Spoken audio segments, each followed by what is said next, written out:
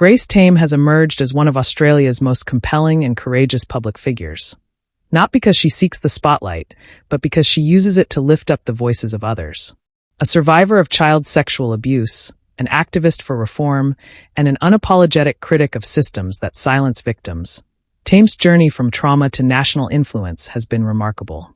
Yet in early 2026, a new chapter of public debate unfolded as some called for her former honors to be reconsidered following her participation in political protest. Born in Hobart, Tasmania, in 1994, Grace Tame endured sexual abuse at the hands of a teacher when she was just 15. At the time, Tasmania's strict victim gag laws prevented her from publicly identifying herself or sharing her experience, even as her abuser and the media could speak freely about the case.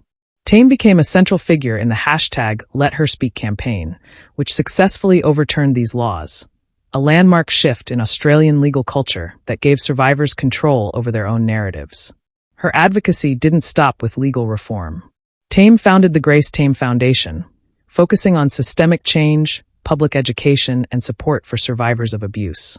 She has spoken broadly about grooming, psychological control, consent, and the importance of changing how society understands and responds to sexual violence.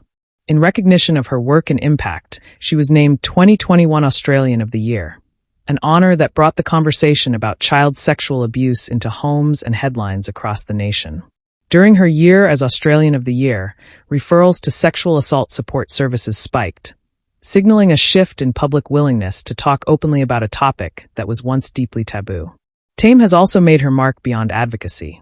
She is a best-selling author, keynote speaker, visual artist, columnist, and even a long-distance runner featured as a keynote at national conferences. In February 2026, Grace Tame became part of a heated political discussion after she joined a protest in Sydney opposing the visit of Israeli President Isaac Herzog. Videos from the rally showed her using the phrase, "globalize the intifada," a term critics argue carries violent connotations tied to uprisings in the Israeli-Palestinian conflict. The protest followed recent tensions over the conflict and nationwide debates about activism.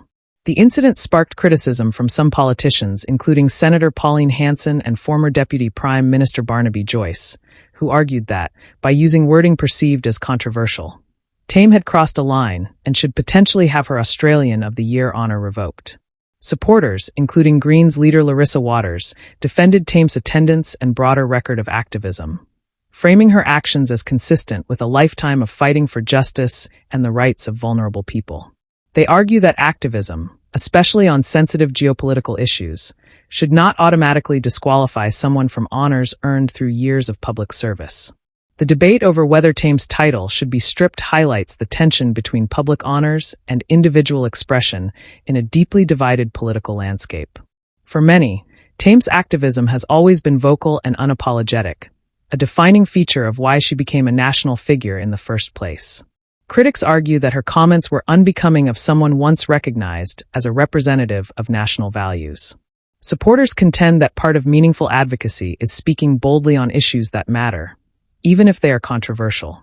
Regardless of the current debate, Grace Tame's influence on Australian public life remains undeniable. She helped change laws that once silenced victims, brought national attention to issues of grooming and abuse, and encouraged many survivors to share their own experiences.